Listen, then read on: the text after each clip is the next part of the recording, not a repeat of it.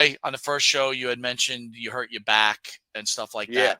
And one thing I wanted to share with you, dude, is see this wallet? Yeah. You mean like, wait, hold on. You mean like this big lumpy one that I sit on? Yeah, pull that thing out. Dude, this thing's the fucking eyesore of the world. Everything is, where's the camera? See, I'm just like you. Look at this. It's got like hair things sticking out of it because it's so old and withered. And everything I put into it, watch what I could do with it. Hey! Yeah, exactly. It's flimsy. Everything falls the fuck out. Now, this is my fault, by the way, because I can't seem to find a decent wallet. Do you have any tips? Well, it's funny you brought that up, man. Ridiculous. And this is why we've got back problems. So for old men like us, and even for young people, I ran into this company called Ridge, right? Okay. Ridge. I like the name. RIDGE, right? Yeah. Look at this wallet, right? Carries everything you need, right? And look at this. It's compact. And just like this, you push down, you fan it out.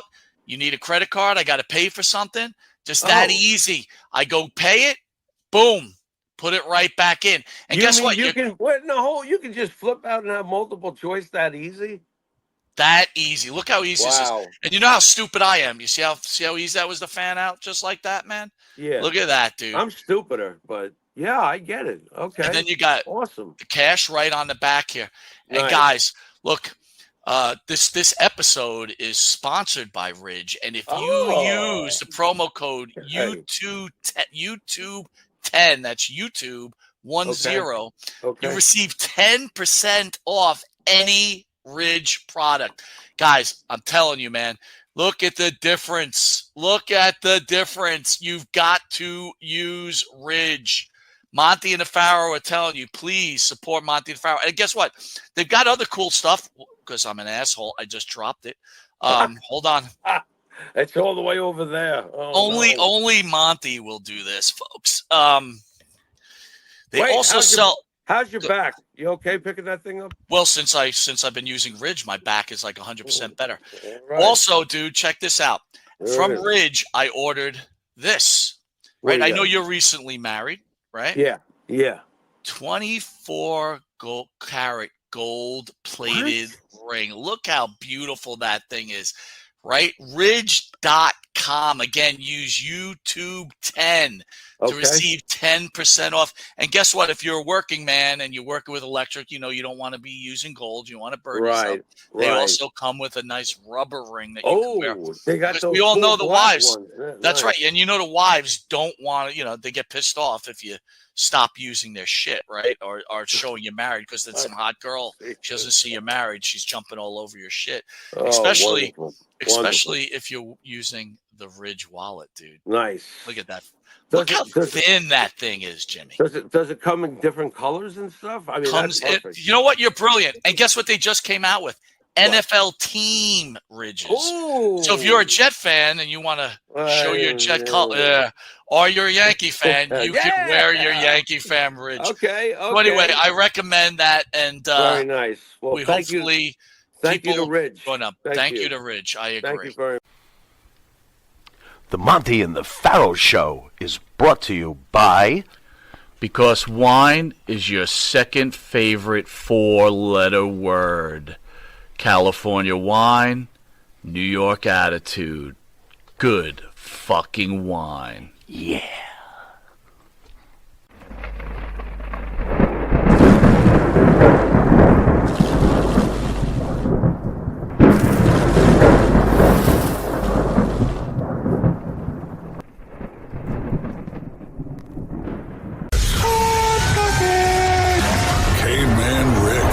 The afternoon underdog. Hope you're drunk or heading home to a trailer. On ESPN Northwest Florida.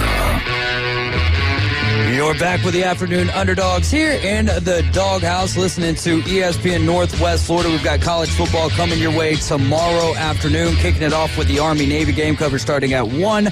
p.m. for a 2 p.m. kickoff, and then we'll wrap up the evening with an 8 p.m. kickoff for South Alabama and Western Michigan. I'm David Hayes, along with Coach Brian Haddad. We've got Jamie Farrow in the building with us, and we've got the Bone Crusher on, and we're getting you guys ready for not the PLE. It is a nationally televised event on USA. This is Saturday night's main event. Is it Saturday night main event or Saturday night's main event? Is there? I think we're splitting hairs at that point. But it's wrestling, though. We are returning to NBC network television, and as we're about to get into, oh man, there's some kind of history behind this this television show. When was the last time that they did this Saturday night main event?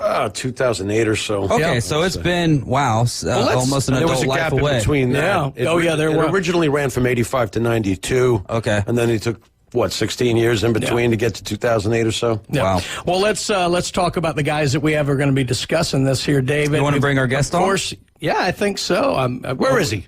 We got. Hey, Monte, you there with us, buddy? I'm here. All right. Here we go. Oh, you missed a great New York sports segment last time. We were just riffing on the Yankees, and Jimmy was crying about the Jets. I mean, it was wonderful. Crying. Yeah, you know.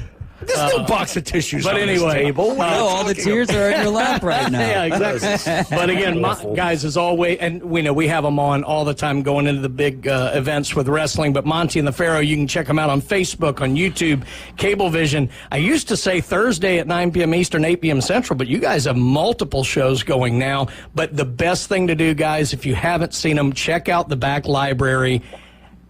Hundreds of thousands of hours of entertainment, a lot of great stuff coming up too. But guys, let's get right into it. Saturday night's main event. I mean, you know, we've talked about it. Y'all are a few years ahead of me, but I'm closer to you. Dave's kind of the baby of the group here. Oh, but okay, I'll take it. Mid-'80s. You should. Look, mid-'80s, golden era wrestling. It was as hot as anything in the world. This was a Dick Ebersol and Vince McMahon creation. Yep. Saturday night's main event, it wasn't prime time. It was late. Right. But, man, I just want to get your guys' thoughts on this, what it meant to wrestling, and maybe kind of some of your memories from the events of the past. Well, it meant everything to wrestling as we see it today. Basically, WrestleMania 1 was viewed by Dick Ebersol. Mm-hmm. A few weeks later, obviously, he got in touch with Vince, and within a few weeks later, maybe it was a 30-day span or so, the next thing you know, we're on NBC. What is going on here? Ebersol and McMahon have come together, and the production jump between WrestleMania 1, it's only like 30 days later, you can see the production jump as they go to network television for Saturday night's main event. For example, the lighting was better. There was now a boom microphone in the ring where you could hear how hard they were hitting the mat. Cool. There was many, many things that had instantaneously changed, and Vince must have been just losing his mind with glee. Yeah. Because this was turning the E in entertainment. This was what Vince was after. So the seeds are planted with the relationship between those two, McMahon and Ebersol. Yeah, and Mike, we always talk about just the phenomenal production that WWE has always done. Do we really think it, I mean, does it predate Saturday night's main event, or was that kind of the zenith of teaching Vince and the crew, look, this is the kind of production you can do with wrestling, and that's what's led to 30 years of just phenomenal wrestling production? You know, Jimmy and you and Coach, you guys hit on the head. That was the beginning. I think this is where Vince starts to learn more about television production, right? One of the great things about Vince McMahon is I think he's always willing to learn to better the business. And that, I think, was the genesis of the higher production. So I agree with you both on that. You know, how important is, look, wrestling is hugely popular right now, but it is a little bit different than, say, in the Attitude Era and in the Golden Age, just because you've got, you know, a very fragmented, you know, media viewing and, you know, with streaming and different things like that. And obviously you have more options than you had back in the days of the 3 channels and PBS. So how important is it, with as good as things are going for the WWE, and I know SmackDown was on Fox, but how important is it to get these bigger network specials on NBC that maybe can bring some people into, you know, I've heard this wrestling thing's interesting. I'm going to have to watch this. It's going to bring in more fans because that's what the original intention of Saturday night's main event was. Right. So, and you're dealing with, once again, we're talking NBC. You're going to bring in new fans. Yeah. And it's coming leading right up to, hello, by the way, we're on Netflix. You know, there's a lot of genius stuff going on here right now. You know, Mike, how do you feel about it? I think it's perfect timing. It's great timing, and I think this just proves that this era might be the greatest era of professional wrestling has seen. We talked about the Attitude Era. Coach just talked about the Golden Age era. This is the time. Streaming, cable. Right. It's just the gamut of what they're building here. Who would ever think that pro wrestling would be as big as it is? Jimmy, when we were growing up, Coach, when you were growing up, did you ever think that pro wrestling would be on the forefront that it is today? And at one point I always think about the wrestler who, you know, dreamt about being a pro wrestler, and then all of a sudden they're on NBC, whether it was in the 80s or now. It's got to be like, who would have ever thought my dreams of being a pro wrestler, I would be on, you know, nationwide television? You know what I love about it is, so if we're looking at that golden age, and as big as Hulk Hogan and Roddy Piper and Orndorff and everybody who was really involved in the zenith of all of that stuff, WrestleMania 1, first Saturday night's main event, they really, to take it to the next level, had to bring in the Cyndi Lauper, the Rock and Wrestling connection to bring people in. I think what I like so much about this one, they're really not doing that. They're showcasing their people. Right. They're not, you know, I'm sure they're going to show some celebrities in the crowd, don't get me wrong, but I don't think they have to put Cyndi Lauper in the ring and have a platinum record, you know, crashed over Albano's head or whatever it was back then. They're showcasing their people, and I think that's huge. Well, it's also because nowadays CM Punk is a huge name. Yeah. He's a huge name. I mean, Logan Paul's not... Jimmy, you always got to throw CM Punk. You're damn right I do. You're damn right I do. But it's a fact, as Mike also begrudgingly acknowledges. A name like Punk, you know, Roman Reigns is a product of the system, but Roman Reigns is the biggest star in the company, basically. You know, CM Punk is a sexy name. Everybody knows who CM Punk is. Logan Paul, I just read he claims he's going to retire from wrestling. Logan Paul's a huge name. Yep.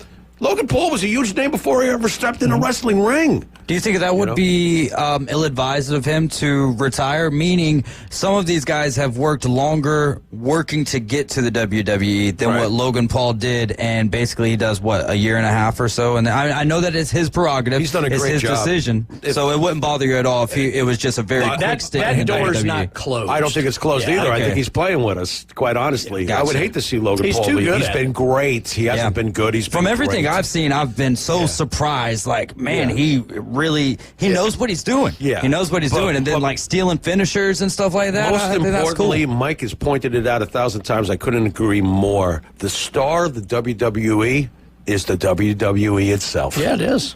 Okay? Yeah. Roman Reigns is a product of the machine. You know? All right, guys, let's look at the card here. Again, this is going off 8 p.m. Eastern. It's not like the old days where it was so dangerous they had late at night. This is going to be full primetime Saturday viewing, 8 p.m. Eastern. Nassau Coliseum up there on Long Island. Are you going?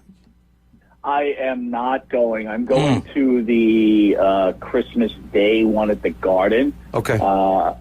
Again, yeah, you know what? Yeah, I would have liked to go, but I didn't go. So, yeah, I'm not going. Okay. That's just look. There you go. I know you're still bitter like I am about that Raw we went 2 years back with the fat guys with the signs and everybody's on their cell phones. All right, I understand. I got you. So let's look at the card, guys. 5 matches, very similar to their PLE structures, you know, the down-the-line PLEs. But we do have 2 women's matches and 3 men's matches. A lot of belts on the line, actually, in this, which is interesting. Let me throw the first match out at you quickly because we don't know the exact participants yet.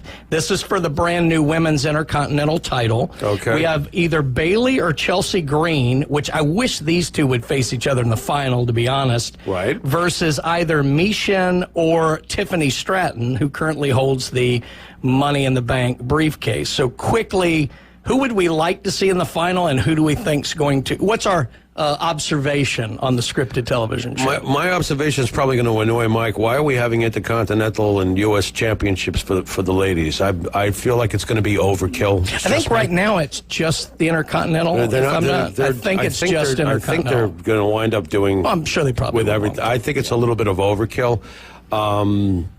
I'd like to see Tiffany get as many championships and stuff as possible. I don't know how do you feel about it, Mike? I think I want it. I think a lot of fans want it. Chelsea deserves this opportunity. Yeah.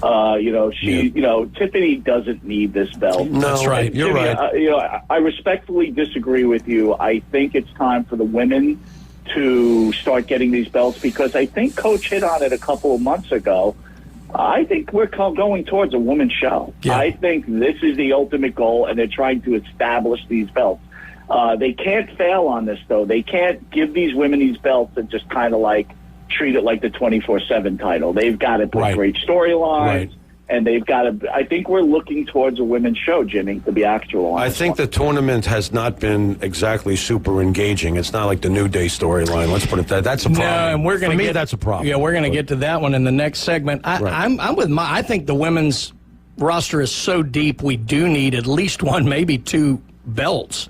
Because I do think it's that loaded, and with what's coming through to NXT, it's going to be loaded for years. Right. I think what bothers me here is Tiffany doesn't need it because she's got the briefcase.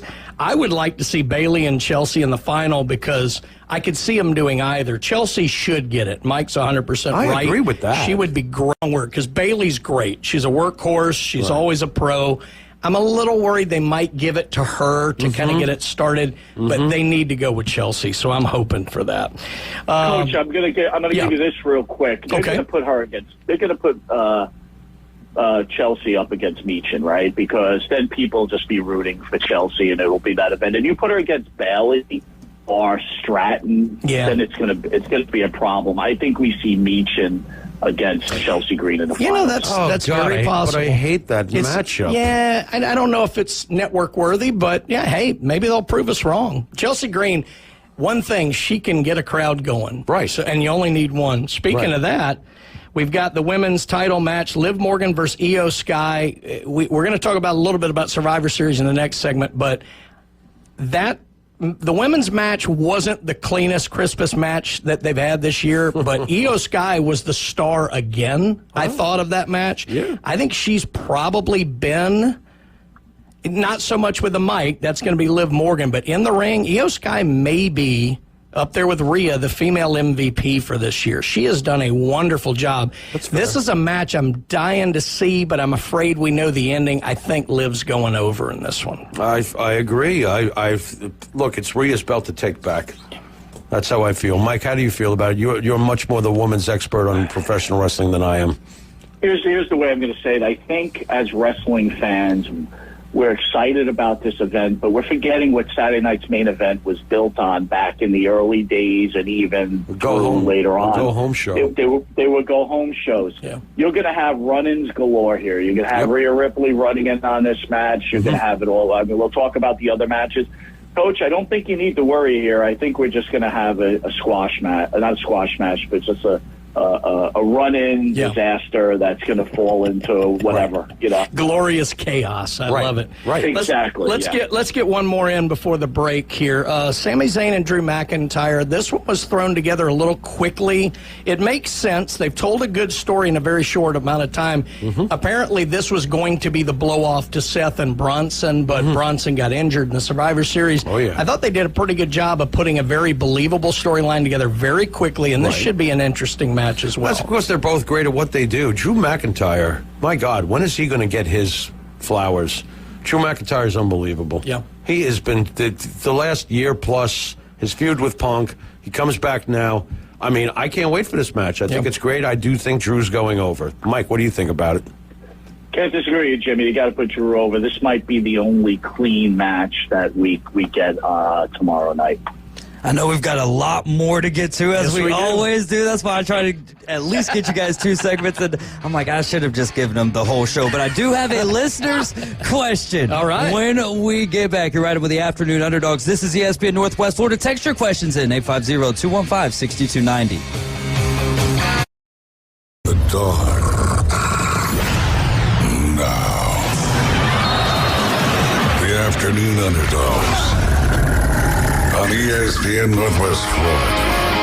We've got a great slate of NFL football for you headed your way Sunday. Coverage starting at 11 a.m. The Chiefs and the Browns for a 12 p.m. kickoff. Following that game, it'll be the Steelers and the Eagles. And we'll wrap up Sunday Night Football with the Packers and the Seahawks. And we'll see you again on Monday for a 6:30 coverage time. 7:15 kick between the Bears and the Vikings. Actually, that'll be a 7 o'clock kick because we have another one of those doubleheaders. It's not a doubleheader, it's a staggered Monday Night Football game. But we don't have a lot of time here, so I'm not going to waste any of it.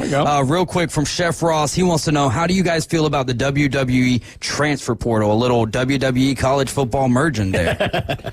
Oh, my God, WWE and college football in the same sentence? Look, when they've had drafts in the past, to me, it's just roster shuffling. It's not a big thing. It all depends on the circumstances and who they want to move where and when they want to move them. The end. That's pretty much it for me. Doesn't really do much for me one way or the other. You know? Yeah, it's a convenient way to say we're going to move people to this show for Netflix and this show when I don't know that they need to, but it doesn't bother me. No, no, it's never been much of a big deal to me. Yeah. They always did the draft, and then brand loyalty was gone after 2 weeks. They built video games with the draft, and I thought that was a really cool thing, but like you said, they never stuck with it. I guess that's a hard thing. Right. Do they stay primarily in their lanes these days as far as SmackDown and Raw, or some stars too big for one brand? I'll say it this way: it depends on the story. And the storylines have been at an all-time high. Oh my God, we're getting into that for sure. Two more matches left here for Saturday night's main event. I don't know how I feel about this one. I generally don't like triple threats. Gunther, Finn Balor, Damian Priest. Look, Finn Balor's undersized, but he's another kind of background MVP to me. Agreed. And I'm thinking the reason to have three ways is to kind of try and keep people looking strong by having someone eat the pin or some kind of three-way chaos. I'm thinking that's what's done here because I don't think they want to take it off of Gunther yet. I don't think they want to bury Finn by just having him lose to Gunther. So they insert Priest to do some kind of screwy finish here. What do you guys think? Okay, I don't feel like Priest should be weakened any further. I agree. Okay, number one, even though I'm not a big Damian Priest fan, I don't want to see him weaken further. I did notice a little seed where Balor basically embarrassed Dominic and said, well, Dominic got a shot that he didn't deserve. I deserved it. And you could see Dominic looking like, that wasn't too cool what you just said. So I wouldn't. And again, Balor, like you said, is such an MVP. I don't feel like Finn Balor loses anything if Dominic somehow screws over Finn Balor. And boom, guess who's getting pinned here? Because this way Priest doesn't lose any damage. Gunther should not be losing the title right now. I agree. Okay? So to me, I think he should have been nicer to Dominic. Maybe it sets up another story for Balor is what you're saying. Exactly. Yeah. Mike, what's your spin on this one? Because this is a tricky one. A lot of stuff is tricky, guys, because it seems like their talent roster is so high. Yep. It's like who can afford to lose, right? This guy can't afford to lose. That guy can't afford to lose. I love the idea with Dominic, Jimmy. I think it's a little bit too early. I think we're just going to look at, Finn Balor and Priest going into an extended feud again. I know we've seen it. Right. But I think this is what they're sticking with at this point. I mean, eventually someone's turning in Judgment Day, but I just don't think it would be right. Does Gunther wind up taking advantage of those two clashing and getting some sort of victory that way? I think that's what you're looking at. Okay. I mean, again, I don't even know what they're doing with Gunther right now because he seems like he's in that middle ground. Tweener. The one thing the WWE is doing, they're tweeners. We got so many tweeners right now. It's very difficult to map out the field as a fan.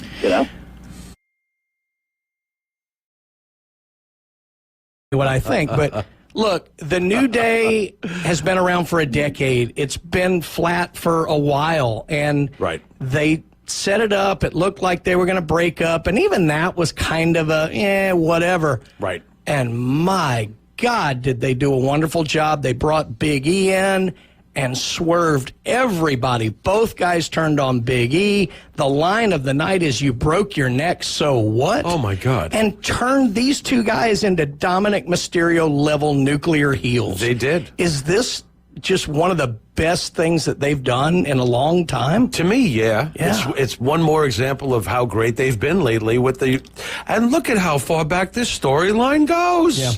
This is a decade. My God. And they've also done the impossible. I have always hated the New Day. Yeah. I hated the New Day when they started.